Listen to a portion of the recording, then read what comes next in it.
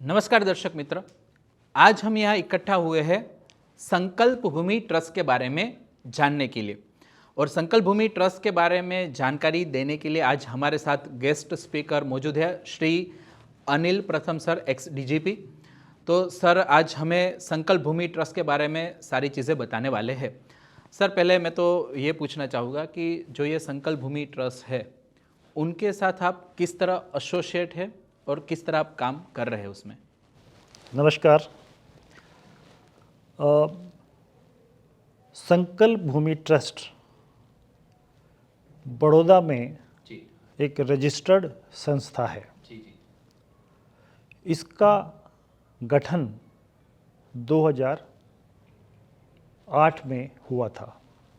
जी मैं अपनी police posting के दरमियान जी जी बड़ौदा शहर में as a DCP, as a commandant वहाँ रहा। जी जी उसी समय कुछ वॉलेंटियर्स ने ये आइडेंटिफाई किया या ये रिसर्च करके निकाला कि डॉक्टर बाबा साहब अम्बेडकर जी जी जिन्हें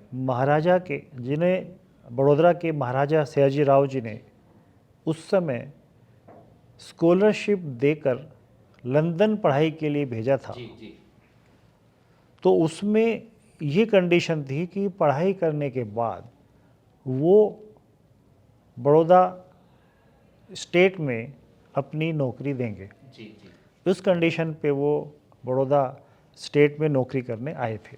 जी लेकिन उस समय ये बात है 1917 की, आज से 106 साल पहले।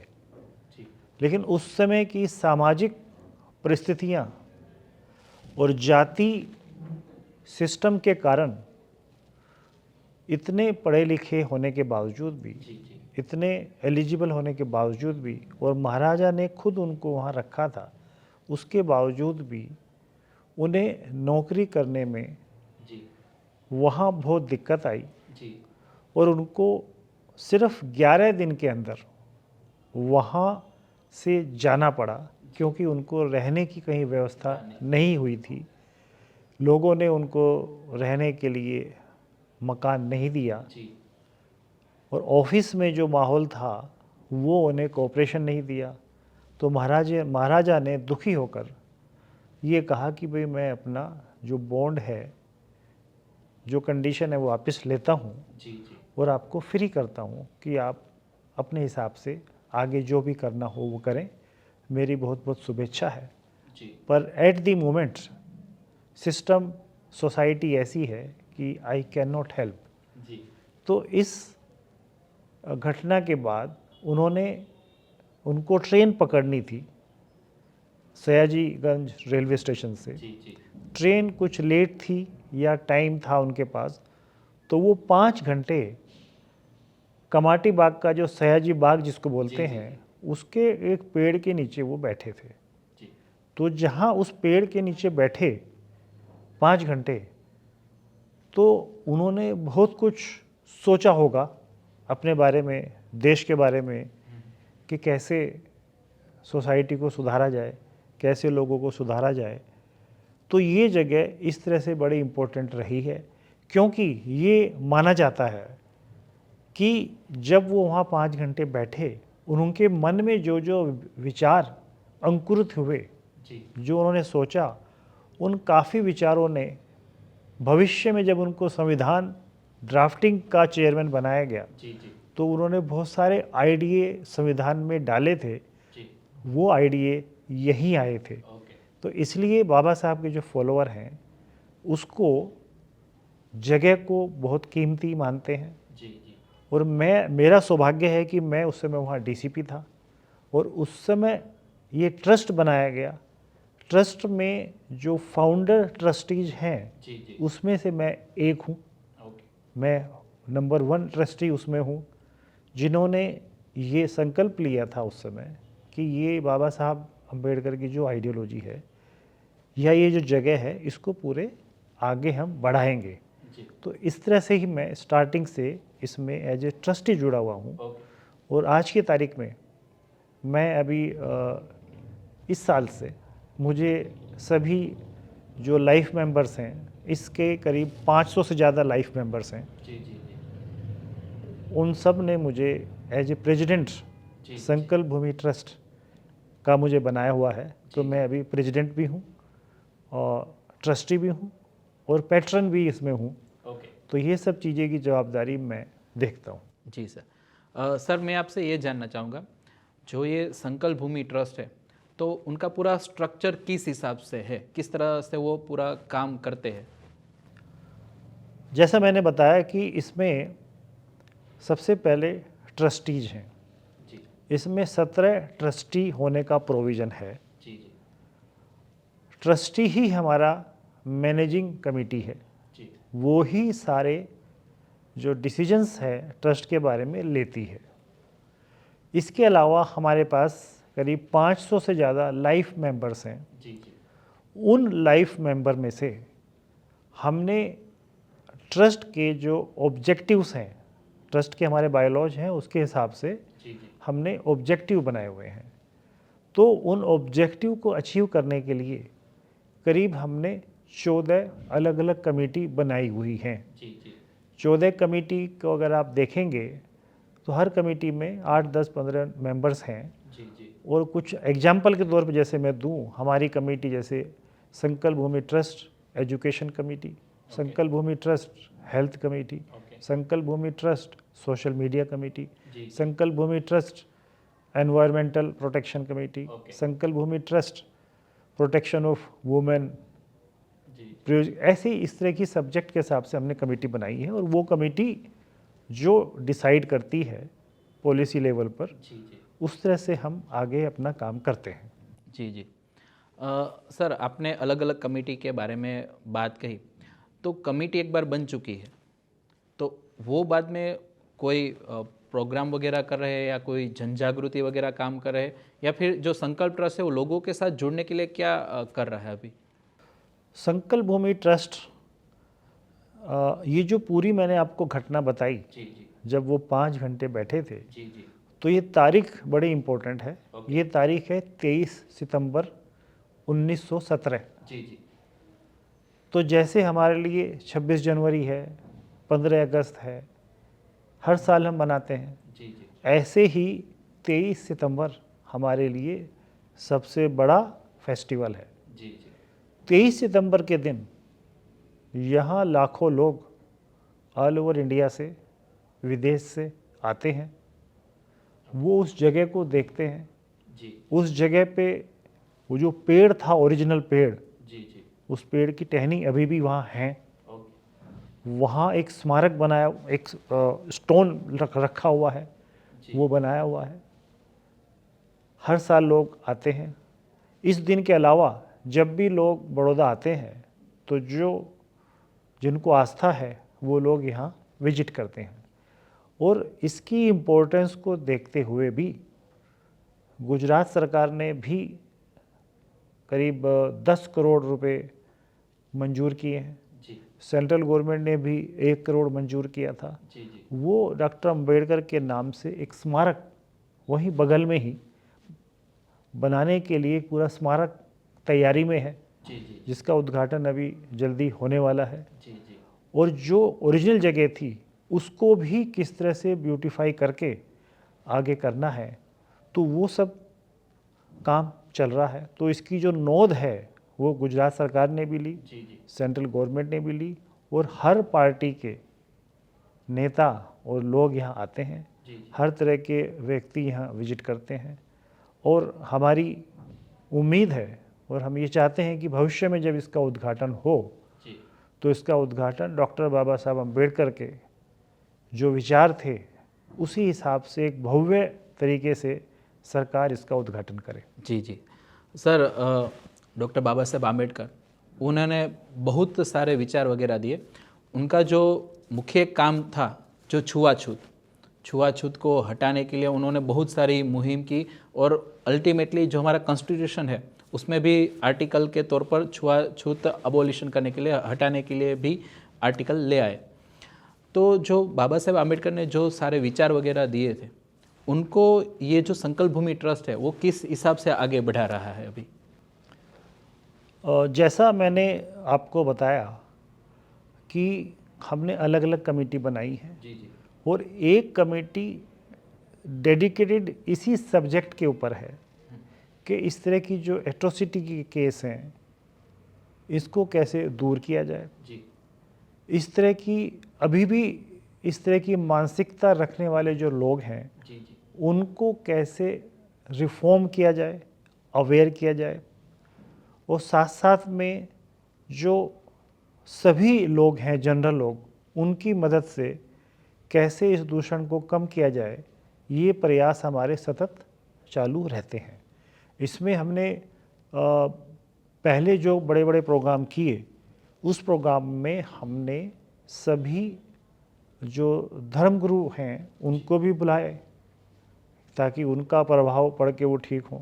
जी जी दूसरी जो संस्थाएं हैं, ऑर्गेनाइजेशन हैं जो सामाजिक दूषण के लिए काम करती है, जी जी उनको भी हमने लेटर लिखकर उनसे कहा है कि भाई अपने प्रभाव वाले एरिया में जी आप इस मुद्दे को उठाएं और लोगों को समझाएं। जी तो वो काम भी हमारा चालू है और गवर्नमेंट को हमने काफ़ी लेटर लिखे हैं संकल्प भूमि की तरफ से कि क्या करना चाहिए, कैसे अवेयरनेस करना चाहिए, कैसे सेमिनार होनी चाहिए। तो वो सब हम करते आते हैं लगातार। ओके जी सर, मान लीजिए किसी को संकल्प भूमि ट्रस्ट में जुड़ना है और ये जो सारी एक्टिविटी है उसमें पार्टिसिपेट करना है, तो उसके लिए उनको क्या क्या करना पड़ेगा? हमने जैसे कहा कि संकल्प भूमि एक ट्रस्ट है, जी ट्रस्ट है तो लीगल एंटिटी है, जी जी लीगल एंटिटी है तो पूरी तरह से जवाबदेह है। जवाबदेह in terms of accounts maintenance, in terms of